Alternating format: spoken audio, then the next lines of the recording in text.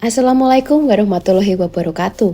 Shalom, Rahayu, Om Swastiastu buat teman-teman semuanya. Hari ini kita akan membawakan sebuah kisah dari teman cerita GHL yang akan kita samarkan namanya. Cerita kali ini datang dari sebuah wilayah yang ada di Jawa Tengah. Seorang pasangan bernama Bu Siti dan Pak Edi memiliki sebuah warung sate kecil yang berdinding triplek. Mereka sudah membuka usahanya sejak 8 tahun yang lalu, tetapi tidak pernah ramai. Letaknya berada di ujung desa, dekat hutan bambu yang dipercaya warga sebagai wilayah angker. Setiap malam, sering terdengar suara burung yang cukup aneh dan membuat bulu kuduk merinding. Bu Siti merupakan seorang wanita paruh baya yang dikenal pekerja keras. Setiap pagi, ia bangun sebelum subuh, memotong daging kambing, meracik bumbu, dan menyiapkan bara api. Namun, sekeras apapun usaha mereka, warung itu tetap sepi. Hanya 1-2 pembeli mampir setiap hari.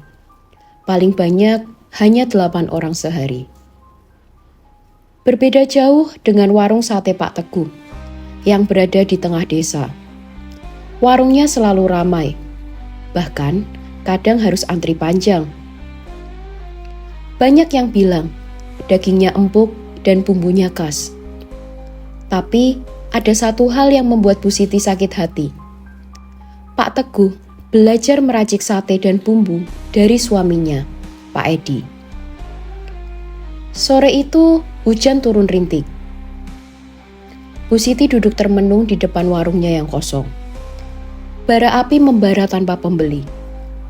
Tangannya gemetar memegang tusuk sate yang bahkan tak sempat dipanggang karena tak ada yang memesan.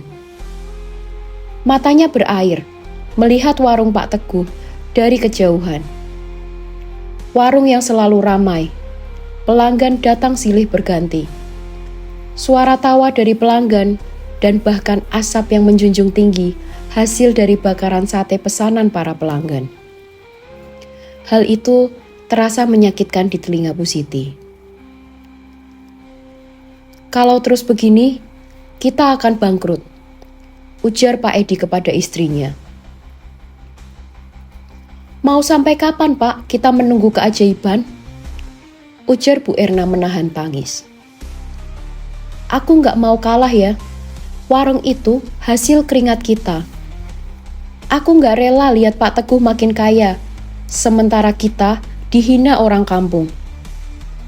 Pak Edi diam sesaat mendengar pernyataan istrinya, lalu matanya menerawang ke hutan bambu yang berada di belakang warung. Dulu, waktu aku kecil, orang sering bilang di tengah hutan itu sering dijadikan sebagai tempat pesugihan. Pesugihan? Bu Siti menoleh cepat ke suaminya. Dulu, ada tukang pecel lele dari kampung sebelah. Dulu warungnya sepi, Bu.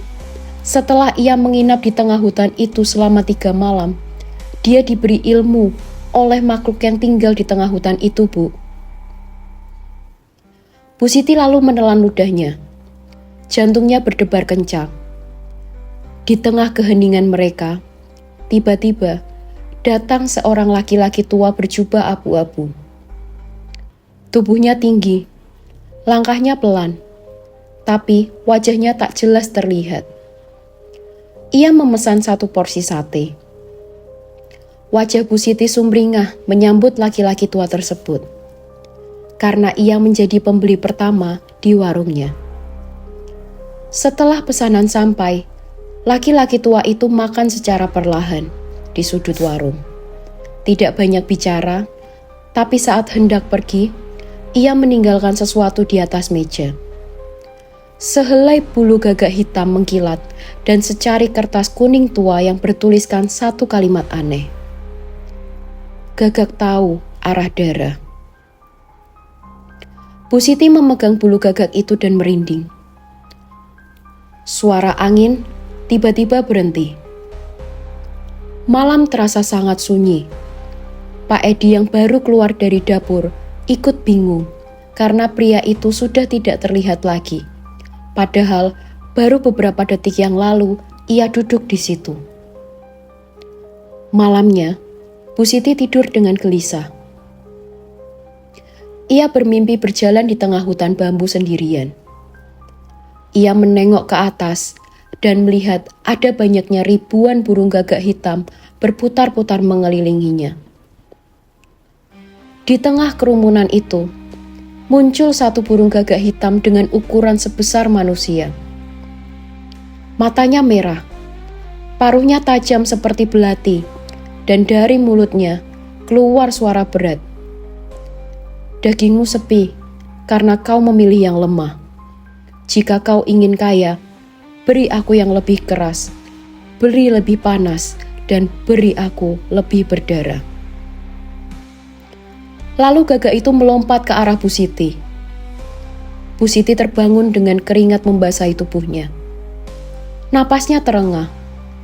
Namun Pak Edi yang tidur di sampingnya tidak menyadari keanehan yang dialami oleh istrinya. Tiba-tiba, Bu Siti mendengar suara burung gagak dari luar rumahnya. Entah kenapa, ia merasa itu bukan sebuah mimpi, tapi adalah sebuah tawaran yang diberikan kepadanya.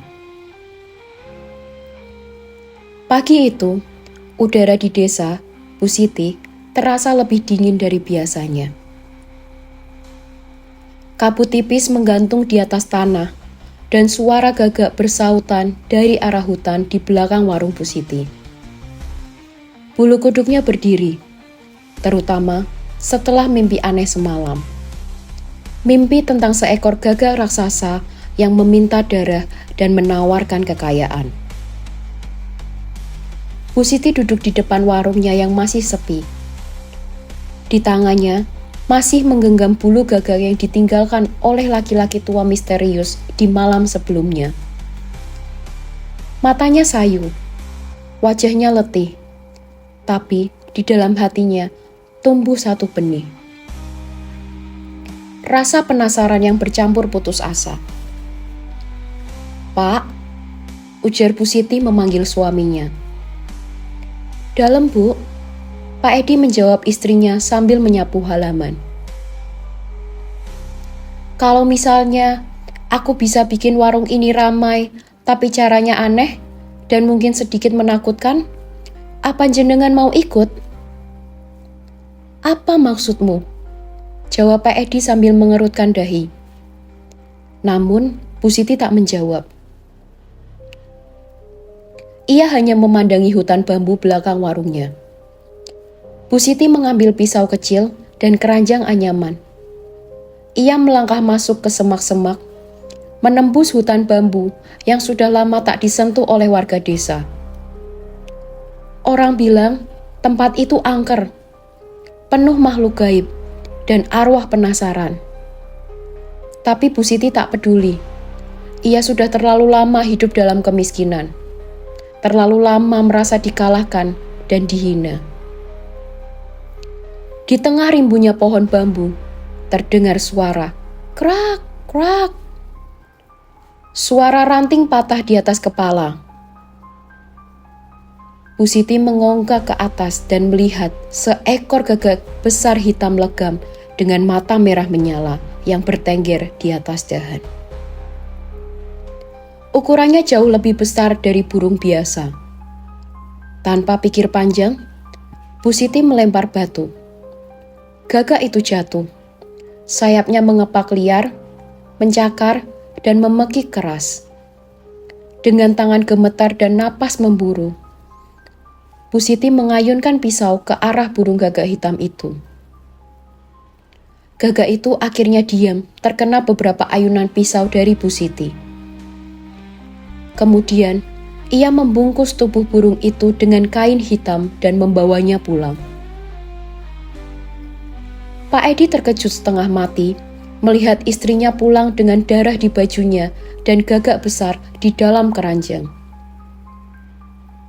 "Kamu gila? Mau diapain itu?" bentak Pak Edi. "Kita coba ya, kalau gagal Ya anggap aja ini eksperimen terakhir, jawab Bu Siti singkat. Siang itu, aroma sate yang asing mulai tercium dari warung Bu Siti. Bau daging panggang, rempah yang kuat, dan sesuatu yang lain. Sesuatu yang tidak bisa dijelaskan, tetapi menggoda indera penciuman. Satu orang lewat menoleh, lalu datang yang lainnya. Sate baru, Bu?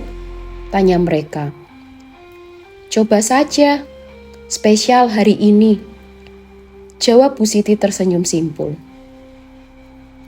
1 tusuk, 2 tusuk, 3 tusuk mulai dibakar. Dan wajah pelanggan mulai berubah. Enak banget, Bu. Ini daging apa? Campuran resep rahasia, jawab Bu Siti singkat. Hari itu, warung Bu Siti habis dalam waktu 2 jam. Bahkan, ada yang bungkus untuk dibawa pulang. Orang-orang mulai berbisik. Sate Bu Siti beda dari yang lain. Rasanya nendang, bikin nagih. Malam harinya, Bu Siti berdiri di depan cermin. Ia menatap wajahnya yang letih. Tapi, kali ini, ada sesuatu yang berbeda di matanya. Bukan hanya harapan, tapi juga kegelapan yang perlahan merambat ke dalam pikirannya. Di luar rumah terdengar suara gagak. Bukan satu, tapi seakan gerombolan gagak berputar di atas warung seperti sedang merayakan sesuatu. Malam itu Bu Siti kembali bermimpi. Ia berada di tengah lingkaran api, dikelilingi gagak-gagak besar di hadapannya. Sosok gagak raksasa menunduk dan berbisik dengan suara yang menusuk telinga.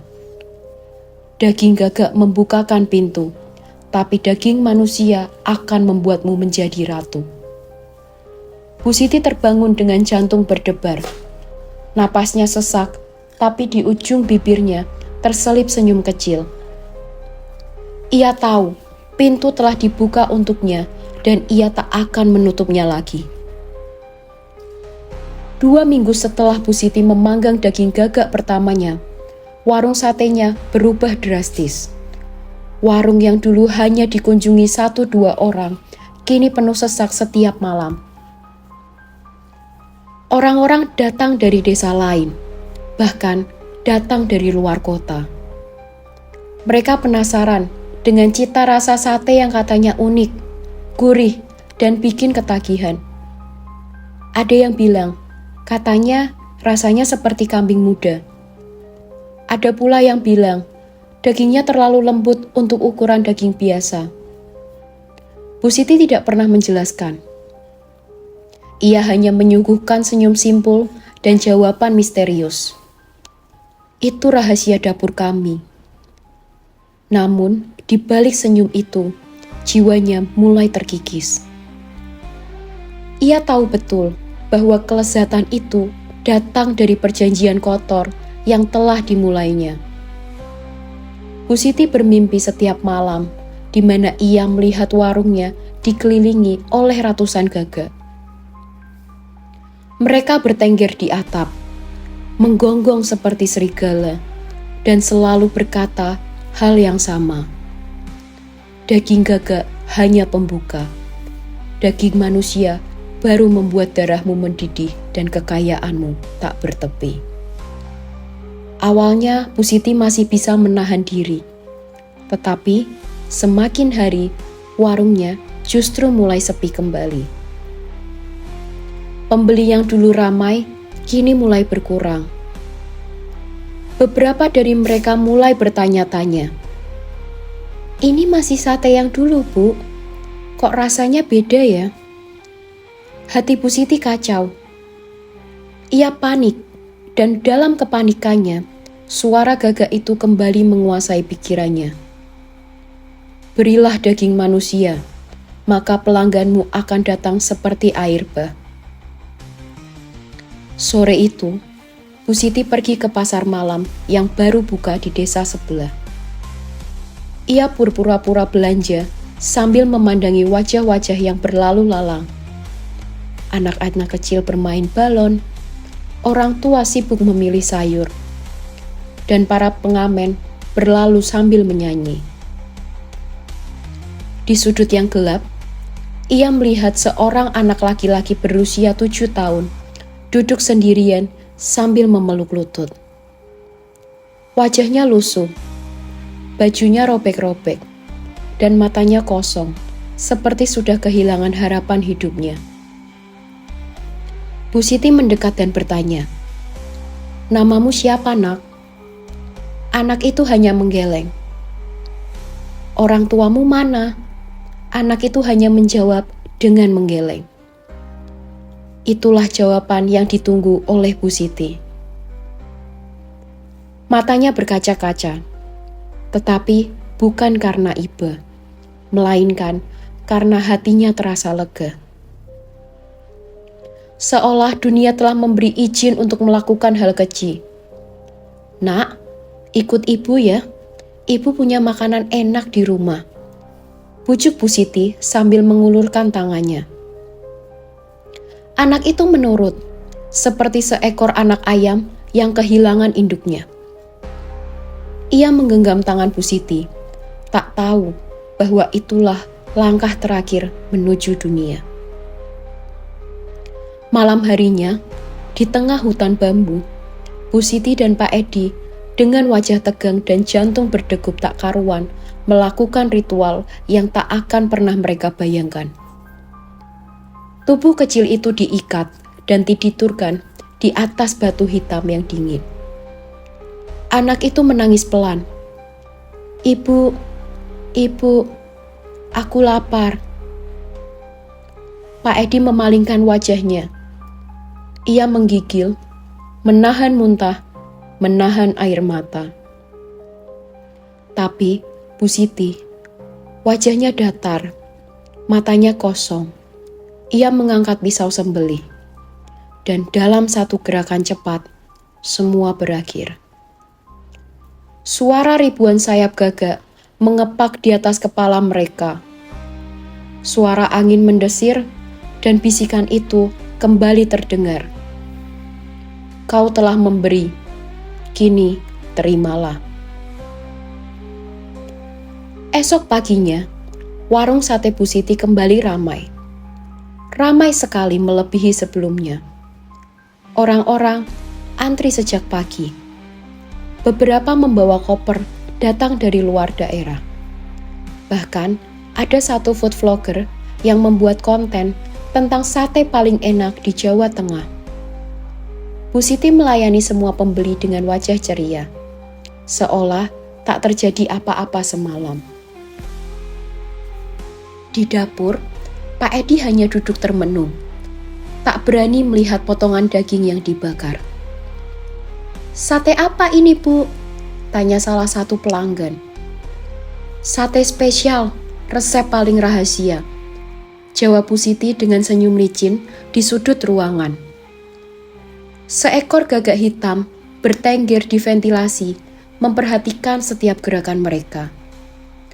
Tak ada yang menyadari kehadirannya kecuali Bu Siti. Malam itu, saat Bu Siti hendak tidur, bayangan bocah kecil itu muncul di dapurnya. Wajah pucat, matanya kosong. "Ibu, aku lapar." Hari demi hari berlalu sejak malam kelam itu. Warung sate Bu Siti kini tak lagi hanya terkenal di desa itu, tapi juga desa sekitar dan wilayah sekitar wilayah itu. Mobil-mobil berplat luar kota mulai parkir di pinggir jalan. Warung yang dulu sunyi, kini ramai bagaikan pasar malam. Suara tawa, canda, dan kepulan asap sate menggema dari pagi hingga larut malam. Namun, di balik semua hiruk-pikuk itu, dosa besar yang mereka sembunyikan mulai menebar bau busuk. Bukan pada sate, tapi pada kehidupan mereka sendiri. Irsyad, anak sematawayang Bu Siti dan Pak Edi, mulai berubah. Anak laki-laki berusia 16 tahun itu, yang biasanya ceria dan aktif, kini sering termenung di pojokan kamar. Wajahnya pucat, tubuhnya kurus kering, dan matanya tampak kosong seperti tak tidur selama berhari-hari. "Ibu, kamar Irsyad bau darah," katanya lirih. Bu Siti yang sedang menghitung uang di ruang tamu terdiam sejenak. "Apa, Nak?" jawab Bu Siti. Irsyad lihat anak kecil duduk di sudut kamar. Bajunya sobek.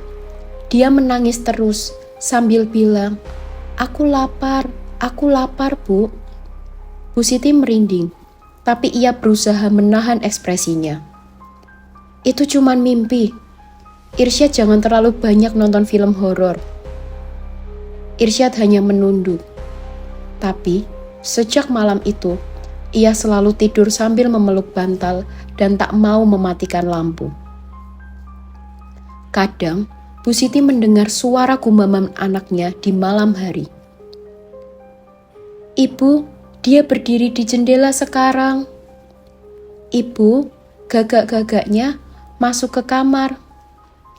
Ibu, dia bilang dia temanku sekarang."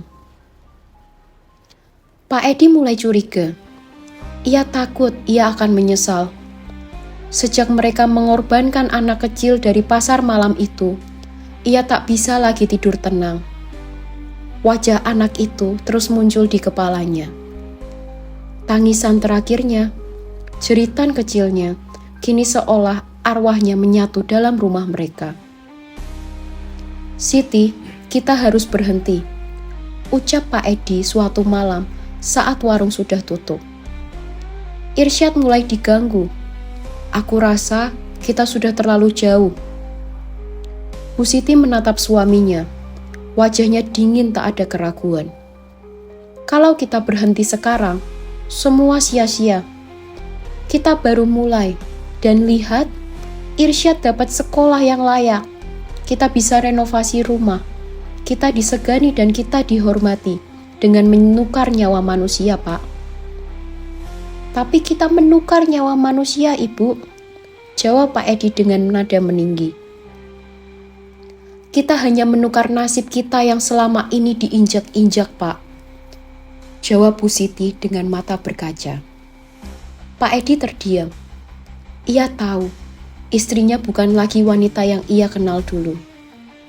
Wanita itu kini digantikan oleh seseorang yang disetir oleh ambisi dan kekuatan hitam yang tak bisa dijelaskan dengan logika. Malam-malam berikutnya menjadi semakin aneh. Rumah mereka sering dipenuhi oleh suara gagak. Meski tak ada seekor pun yang terlihat, langit-langit kayu berderit setiap jam 2 pagi. Bau anyir darah muncul dari dapur lantai, meski lantai selalu bersih. Bahkan, suatu malam, Irsyad ditemukan berdiri di halaman dengan mata melotot, mulut komat kamit, dan tubuh dingin seperti mayat. Pak Edi memanggil Ustadz dari desa. Tetapi, saat sang Ustadz masuk ke dalam rumah, ia langsung keluar dengan wajah pucat. "Maaf, di rumah ini ada sesuatu yang bukan dari dunia kita. Saya tak sanggup." Bu Siti tak peduli. Ia hanya sibuk memasak, menyajikan sate, dan mencatat daftar pesanan. Ia tak lagi tidur nyenyak. Setiap malam, ia dibangunkan oleh mimpi. Sungai darah, gagak-gagak raksasa yang membawa potongan tubuh manusia, dan anak-anak kecil menari sambil tertawa histeris dengan mata kosong. Entah mengapa, Bu Siti justru menikmati itu sebagai bagian dari dalam dirinya yang sudah membusuk, dan busuk itu terasa manis baginya. Bu Siti sekarang merasa kuat, berkuasa, dan tak tersentuh. Pada malam Jumat berikutnya, langit tampak gelap, dan udara dingin merayap ke setiap celah rumah. Di kamar Irsyad, terdengar suara kaca. Pak Edi berlari masuk dan menemukan jendela terbuka lebar, sedangkan Irsyad tidak ada di tempat tidurnya. Mereka mencarinya ke seluruh rumah dan menemukan Irsyad berdiri di dapur, menghadap ke dinding sambil memegang sebuah pisau dapur.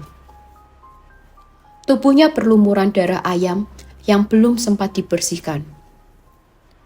Irsyad menoleh pelan ke arah mereka dengan senyum tipis dan mata kosong.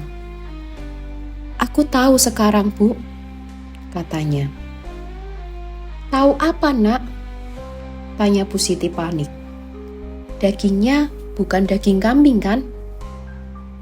Suasana berubah hening dan Irsyad tertawa kecil. Tawa tak wajar. Tawa yang terdengar seperti bukan tawa miliknya. Tiba-tiba, Irsyad jatuh pingsan dengan tubuh menggigil dan Pak Edi mendekam tubuh Irsyad. Pak Edi hanya bisa menatap kosong, menyesal dan menangis dalam hati. Satu hal yang mereka tahu, kutukan itu sudah merayap masuk dan mereka tak bisa lari kemanapun sekarang. Warung sate Bu Siti makin ramai dari hari ke hari. Dan saat ini, warung satenya sudah menjadi buah bibir tidak hanya di desa, namun juga di media sosial. Banyak yang rela antri, bahkan banyak vlog kuliner yang rela antri hanya untuk menyicipi sate spesial dari Bu Siti. Saat ini, omset yang didapat dari warung sate Bu Siti sudah naik ratusan kali lipat. Berbanding terbalik dengan warung sate Pak Teguh yang sekarang omsetnya turun drastis. Suatu hari, Pak Teguh menyamar dan datang ke warung sate Bu Siti untuk mencicipi dan mencari tahu rasa dari sate spesial yang disajikan di sana. Begitu sate datang dan ia menyicipi, ia terkejut dengan rasa dari sate tersebut. Ini bukan daging kambing, apalagi ayam. Daging ini terlalu lembut. Seketika, bulu kuduknya merinding, dan ia tidak menghabiskan makanannya. Ia bangkit berdiri dan buru-buru pulang dengan wajah pucatnya. Pak Teguh mulai menyebarkan isu tersebut ke warga desa. Namun, tidak ada satupun yang menggubris dan seakan ucapan dari Pak Teguh seakan hanya keirian yang timbul sesaat. Seminggu setelah itu, Pak Teguh menghilang. Warga hanya menemukan sandalnya yang berada di tanah basah arah ke hutan bambu, tempat yang selama ini dianggap angker dan dijauhi oleh warga. Tidak ada bekas perkelahian, tidak ada jejak darah, hanya ada setangkai bulu gagak hitam besar yang menancap di antara rerumputan. Setelahnya hilangnya Pak Teguh, warung sate Bu Siti malah semakin ramai. Bu Siti kembali memasuki hutan dan menyerahkan tumbal baru. Pak Edi hanya memandangi wajah istrinya yang sekarang sudah nampak asing. Malam Jumat berikutnya, Bu Siti membagikan sate spesial gratis untuk ratusan warga. Dan warung menjadi sangat ramai setelahnya. Setelah kepergian Pak Teguh, warung sate Bu Siti mencapai masa kejayaannya. Namun, di balik asap sate dan uang yang terus mengalir, rumah Bu Siti berubah menjadi sarang bisikan, bayangan, dan teror yang tak kasat mata. Irsyad, anak sepatawayang mereka, semakin memburuk. Wajahnya pucat pasi, tubuhnya makin kurus, dan matanya sayu seperti kosong. Ia jarang bicara, tetapi saat berbicara, suaranya seperti bukan miliknya, seperti milik orang lain. Pak Edi semakin tertekan dengan kondisi rumah yang kian memburuk. Suatu malam yang lain, Irsyad mendadak berteriak histeris di kamarnya. Tubuhnya menggigil, matanya melotot, dan ia mulai merangkak di dinding seperti binatang. Suaranya berubah menjadi suara-suara bergantian. Suara anak kecil, suara wanita, dan suara gagak serak muncul dari mulut Irsyad. Pak Edi mencoba membacakan ayat-ayat suci, tapi Irsyad memekik. Jangan baca itu, Gagak akan marah, Gagak akan ambil ibu. Bu Siti hanya berdiri di pojokan, menangis dan mulut bergetar.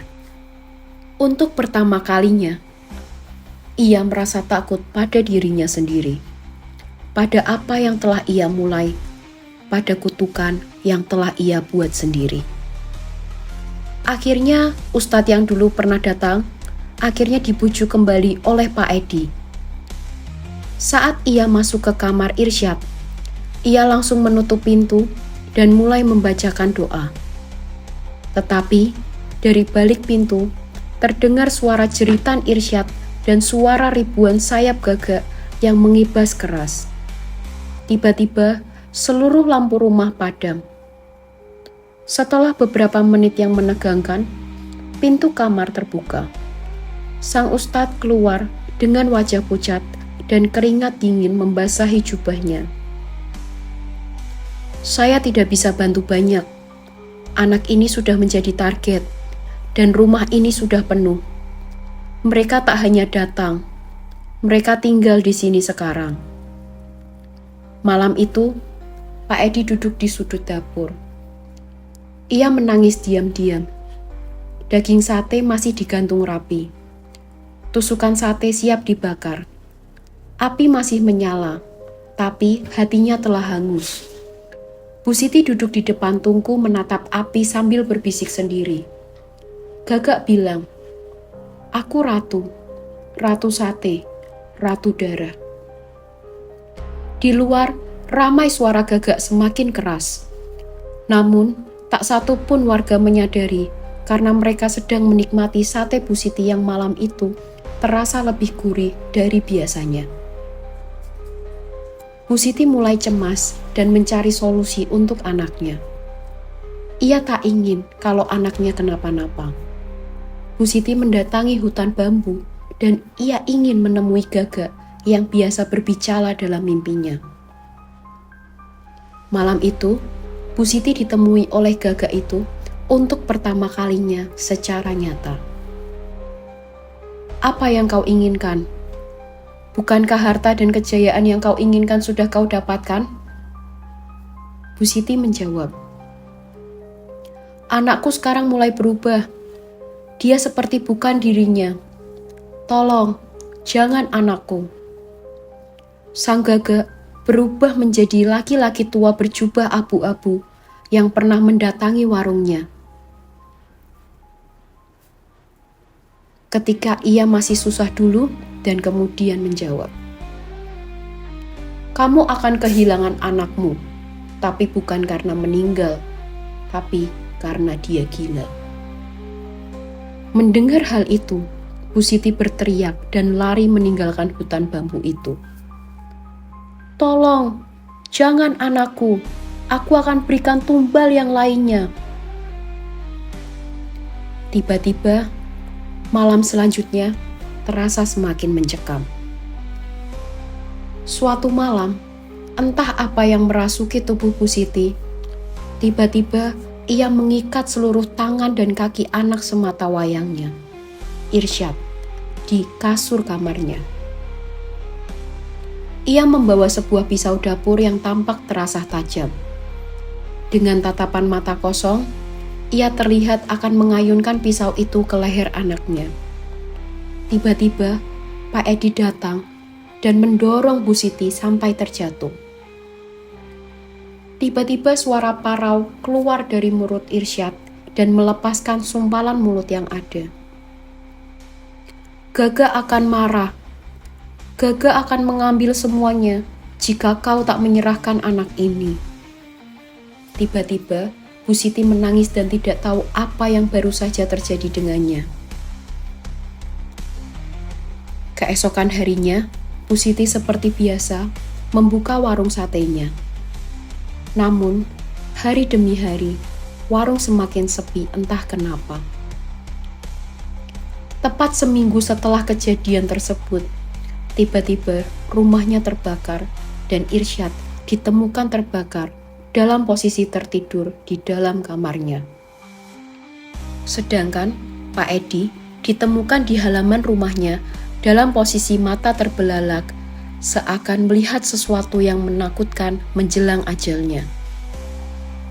Bu Siti histeris melihat kondisi rumah dan seluruh anggota keluarganya yang meninggal. Di atas rumah yang terbakar, ia melihat adanya seekor gagak yang cukup besar sedang bertengger dan hanya menatapnya, lalu pergi. Keesokan harinya, ketika proses pemakaman anak dan suaminya, tiba-tiba Bu Siti mendengar kabar dari tetangga bahwa warung sate miliknya dan seluruh aset serta uang yang ada di dalam warung hangus terbakar. Bu Siti terkejut dengan adanya keadaan tersebut. Ia lari untuk melihat kondisi warungnya. Ia hanya mampu menangis dan berteriak histeris melihat semua kondisi yang ada. Dari jauh, samar-samar ia mendengar suara. "Aku ambil semuanya karena kau tak mampu memberikannya untukku." Setelah itu, Bu Siti akhirnya menjadi gila. Kehilangan suaminya, Pak Edi, anak semata wayangnya, rumahnya, dan bahkan warung yang menjadi mata pencahariannya selama ini. Kejiwaannya yang mulai terganggu, pada akhirnya mengguncang Bu Siti. Setiap hari, ia berjalan mengelilingi rumah-rumah warga, seakan sedang menawarkan sate yang ia jual sambil tertawa-tawa. Sampai akhirnya, Pak RT melaporkan kejadian tersebut ke aparat setempat, dan Bu Siti dibawa untuk dirawat di rumah sakit kejiwaan yang ada di kota tersebut. 1 bulan setelah Bu Siti dirawat, Bu Siti ditemukan gantung diri di plafon rumah sakit kejiwaan tersebut dengan 1 tangan menggenggam sebuah bulu gagak hitam dan mata terbelalak.